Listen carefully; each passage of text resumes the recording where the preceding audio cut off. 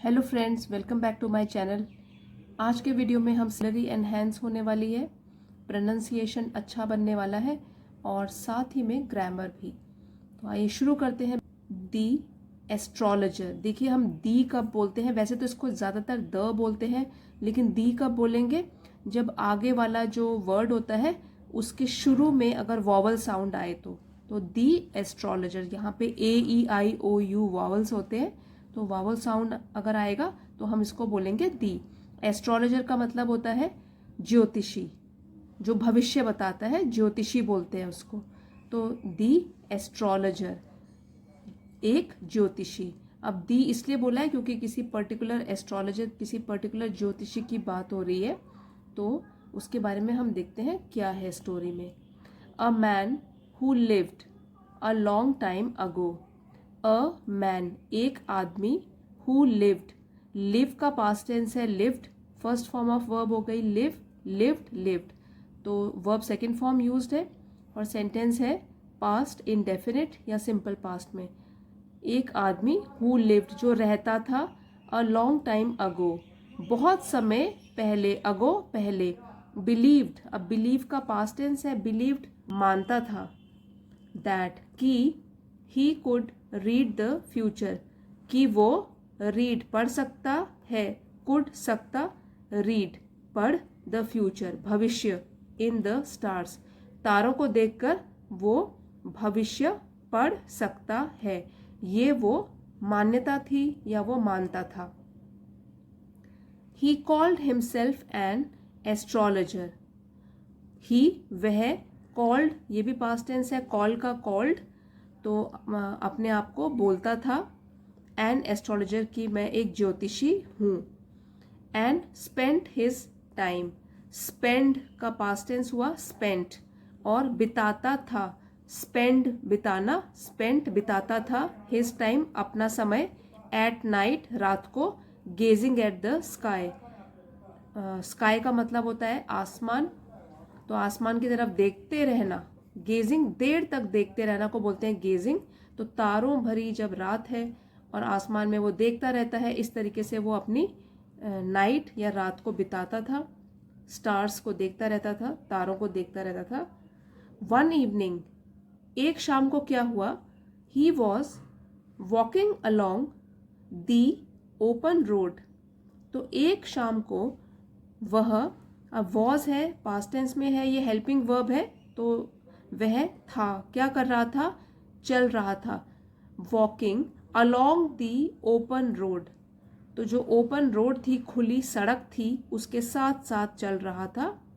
Outside the village, अपने गांव के बाहर, तो गांव के बाहर जो एक ओपन सड़क थी, खुली हुई सड़क थी, उसके साथ साथ वो एक शाम को चल रहा था।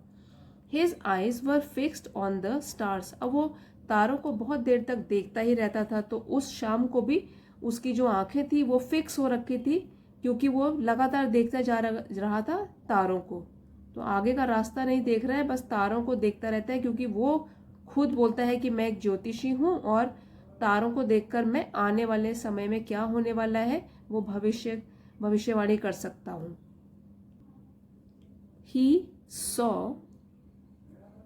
He thought he saw there that the end of the world, उसने सोचा कि उसने वहां देखा है। ही सॉ, सी का पास्ट टेंस है सॉ, सी देखना, सॉ देखा, कि उसने देखा वहां, देयर वहां, कि the end of the world, कि इस दुनिया की अंत, दुनिया का अंत, वॉज एट हैंड, बस आने ही वाला है।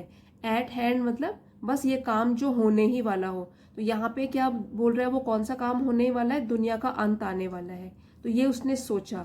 ही thought he saw there that the end of the world was at hand, कि बस होने ही वाला है दुनिया का अंत। वेन, ऑल एट वंस, जब, अचानक, ऑल एट वंस अचानक से, कॉमा है यहाँ पे, थोड़ा सा रुकेंगे हम लोग।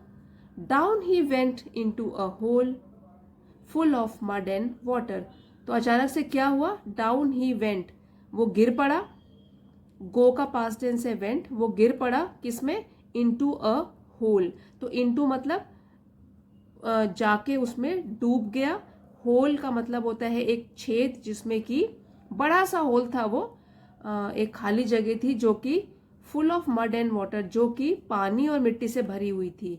तो क्या हुआ, जब वो तारों को देखता हुआ चल रहा था तो उसने सोचा कि उसने वहां तारों के बीच में देखा है कि दुनिया का अंत होने वाला है, बस आने ही वाला है दुनिया की तबाही।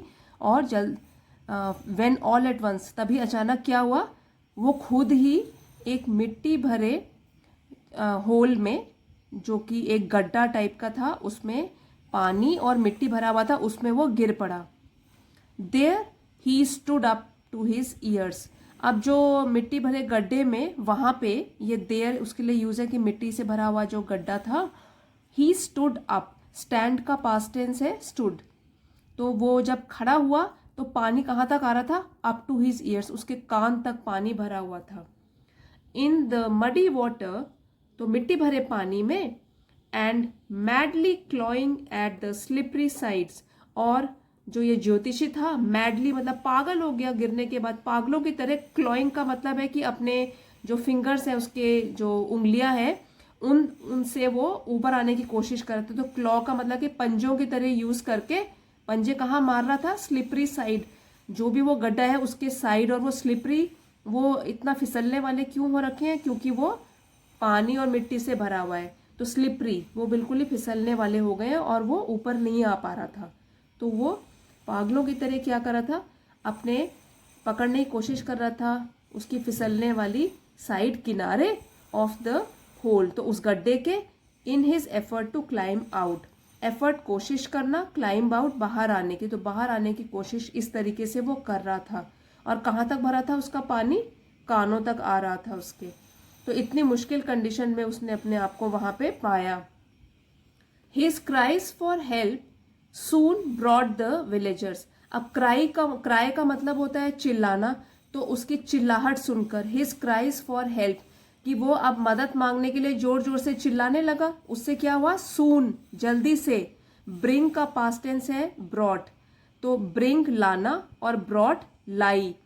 तो उसकी जो ये चिल्लाहट भरी आवाजें थी, उससे क्या हुआ, अचानक से जल्दी से विलेजर्स, जो गांव वाले थे, वो भाग भाग के वहां पे आ गए। या उसकी जो चिल्लाने की आवाज थी वो ले आई बहुत सारे गांव वालों को वहां पे, जो दौड़ते हुए वहां पे आ गए। As they pulled him out of the mud. अब जब उन्होंने ये गांव वालों ने पुल्ड हिम आउट, उसको बाहर निकालने की कोशिश करी, ऑफ द मड, मड मतलब मिट्टी भरे पानी से। वन ऑफ देम सेड, तो उन गांव वालों में से एक ने कहा। अब जब ये डायलॉग हो रहा है तो उसको इन्वर्टेड कॉमर्स के अंदर लिखा हुआ है, इसको इन्वर्टेड कॉमर्स बोलते हैं, पंक्चुएशन मार्क है, और ये है कोलन मार्क्स। तो जब कोई आने वाली कोई स्पीच होने वाली होती है, कोई डायलॉग होने वाला होता है, तो हम कोलन मार्क्स यूज करते हैं। कि एक उनमें से बोला, you pretend to read the future, तो आप जो हो, प्रिटेंड दिखावा करना, टू रीड द फ्यूचर कि आप भविष्य को पढ़ सकते हो। तो इस तरीके का तो आप दिखावा करते हो। इन द स्टार्स, तारों को देखकर और कुछ रीडिंग करके, कुछ सोच समझ के आप भविष्य को पढ़ सकते हो, ये तो आप दिखावा करते हो। एंड येट, और फिर भी, येट फिर भी, you fail to see what is at your feet, और फिर भी आप फेल हो गए, या फिर आप मुश्किल से देख ही नहीं पाए कि आपके पांव के आगे क्या है। तो वो इस ज्योतिषी से कह रहा है एक गांव वाला कि आप ये भी नहीं देख पाए कि आपके पांव के आगे क्या है। और यहाँ पे इसको जो है, इसको बोलते हैं साइन ऑफ एक्सक्लेमेशन। जब हैरान होकर कोई चीज हम बोलते हैं, खुश होकर कोई चीज बोलते हैं, तो इसको बोलते हैं साइन ऑफ एक्सक्लेमेशन।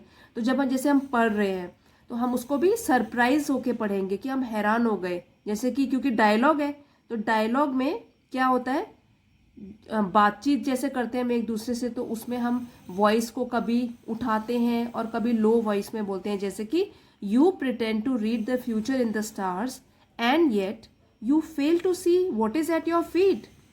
सरप्राइज हम अपनी आवाज में ही लेकर आएंगे उस तरीके से। तो रीडिंग करते टाइम पंक्चुएशन मार्क के हिसाब से आप रीड करोगे। This may teach you to pay more attention to what is right in front of you. इस मतलब कि ये चीज जब आप गिर चुके हो, तो इस चीज ने मे टीच यू, आपको एक सीख दे दी होगी टू पे मोर अटेंशन, कि आप ज़्यादा ध्यान दें टू व्हाट इज राइट, कि क्या चीज़ right in front of you, आपके ठीक आगे क्या चीज़ है और क्या चीज़ होने वाली है, इस पर ध्यान दो। इसी समय में क्या चीज़ होने वाली है, what is right in front of you. अगर आप यही बस किसी और दुनिया में खो जाओगे, तारों को देखते रहोगे, भविष्य की चिंता करोगे, भविष्यवाणी करने में लगे रहोगे, तो जो अभी है right in front of you उसको देखिए। ये तो अब आपने सीख ही लिया होगा। And let the future take care of itself. और अब देखिए कॉमा है, इन्वर्टेड कॉमा क्लोज हो गए, मतलब कि वो गांव वाले ने जो डायलॉग बोला था वो यहाँ पे खत्म हो गया। और वो कह रहे हैं कि लेट द फ्यूचर, और जो भविष्य है उसको अपना ध्यान खुद ही रखने दो। आप तो जो प्रेजेंट में रहो, वर्तमान काल में रहो, देखो आपके आसपास क्या हो रहा है, भविष्य खुद अपनी देखभाल कर सकता है। Let the future take care of itself, भविष्य को अपने आप अपनी देखभाल करने दीजिए। तो ये तो गांव वालों ने बड़े पते की बात बोली, एक गांव वाला जो सब उनको ऊपर खींच रहे थे, मिट्टी के गड्ढे से बाहर निकालने की कोशिश कर रहे थे। तो अब एक और डायलॉग दूसरा बोलता है, what use is it said another. दूसरे गांव वाले ने जो स्पीच दी है, डायलॉग बोला है, वो भी इन्वर्टेड कॉमास के अंदर है। What use is it to read the stars, comma pause दीजिए, when you can't see what's right here on the earth, और क्वेश्चन मार्क है ये, तो इसका मतलब एक प्रश्न की तरह पूछ रहा है, सवाल उठा रहा है। और तब उसका ये स्पीच खत्म हो गई, मतलब डायलॉग खत्म हो गया, तो इन्वर्टेड कॉमा हमने क्लोज कर दिए। तो अब जब हम पढ़ते हैं तो हम पंक्चुएशन मार्क का ध्यान रखेंगे, हमको किस तरीके से सेंटेंस को पढ़ना है। एक तो हो गया हम फ्लैट रीडिंग कर रहे हैं, उसमें कोई भी उतार चढ़ाव नहीं है, तो हम बोर हो जाएंगे सुनने में। लेकिन अगर हम पूरे के पूरे एक्सप्रेशंस के साथ पढ़ेंगे तो बहुत मजा आएगा, रीड करते हुए भी और जो हमारी बातें सुन रहा है वो भी अच्छी तरीके से कहानी सुनेगा। तो देखिए अब मैं एक बार फिर से पढ़ के आपको सुनाती हूँ। दूसरा आदमी बोलता है, what use is it to read the stars when you can't see what's right here on the earth. का क्या फायदा हुआ टू रीड द स्टार्स, कि हम तारों को पढ़ें, तारों में भविष्य को पढ़ें। व्हेन यू कांट सी, ये कांट है जो ये है कॉन्ट्रैक्टेड फॉर्म, अगर हम इसको खोल के लिखेंगे तो ये है कैन नॉट। तो इसलिए पढ़ते टाइम हम लोग क्या करते हैं, कॉन्ट्रैक्शन लिख लेते हैं ताकि पढ़ने में हम जल्दी जल्दी पढ़ सके और सुनने में भी अच्छा लगे। व्हेन यू कांट सी, जब आप नहीं देख सकते हो। व्हाट्स राइट, अब ये भी जो है ये है व्हाट इज, तो उसको कॉन्ट्रैक्ट करके लिख दिया व्हाट्स राइट, कि क्या सही है हियर ऑन दी अर्थ, इस धरती पर। तो पहले तो आपको इस तरीके से तारों को पढ़ने की जरूरत ही क्या है, पहले तो आप ये देखो कि इस धरती पर आपके लिए क्या सही है क्या गलत है। हम भविष्य की तो बाद में चिंता करेंगे, क्योंकि गांव वाले अब समझ चुके थे कि ज्योतिषी जिसको ये भी नहीं पता लगा कि आगे गड्ढा है मिट्टी से भरा हुआ और पानी से भरा हुआ, तो वो अपना भविष्य तो देख नहीं पाया कि मैं मिट्टी में गिरने वाला हूँ, गड्ढे में गिरने वाला हूँ, तो वो दूसरों का भविष्य क्या बताएगा। गांव वाले समझ चुके थे, इसीलिए उन्होंने ही उस ज्योतिषी को समझाना शुरू कर दिया और ये सब ज्ञान की बातें बताई। तो इस कहानी से हमको ये शिक्षा मिलती है कि पहले तो take care of the little things and the big things will take care of themselves, कि पहले तो आप लोग या हम सभी को ध्यान रखना चाहिए छोटी छोटी चीजों का। जब हम छोटी छोटी चीजें भी अच्छी तरीके से परफेक्शन से करते रहेंगे तो तब क्या होगा, तो जो बड़ी चीजें होंगी वो अपने आप ही ठीक हो जाएंगी, वो अपना ध्यान खुद ही रख लेंगी। छोटी सी चीज है, जैसे रोज की जिंदगी में भी हम अगर छोटी छोटी चीजें भी ध्यान से करें, मन लगा कर करें और छोटी छोटी चीजों का ध्यान रखेंगे, तो हम देखेंगे कि हम ओवरऑल काफी इंडिपेंडेंट बन जाएंगे, अपना काम हमारा अच्छा होगा और बड़ी चीजें खुद ही प्लेस में सॉर्ट आउट हो जाएंगी। तो इसलिए पहले तो हमको छोटी चीजों का ध्यान रखना चाहिए, वो भी उतनी इंपॉर्टेंट होती हैं जितनी की बड़ी चीजें। और अगर हम छोटी चीजें सही ढंग से करते हैं तो अपने आप जो बड़ी चीजें होती हैं वो ढंग से हो जाती हैं। तो फ्रेंड्स, आई होप आपको आज की स्टोरी पसंद आई होगी, इसमें आपने कुछ सीखा होगा। अगर पसंद आई है तो लाइक, शेयर और सब्सक्राइब करना मत भूलिएगा। सीखने वाले वीडियोस रोज़ यहाँ चैनल पे मैं पोस्ट करती हूँ और सीखने के लिए आप सब्सक्राइब कर सकते हैं। Thank you everybody for watching. See you in the next video.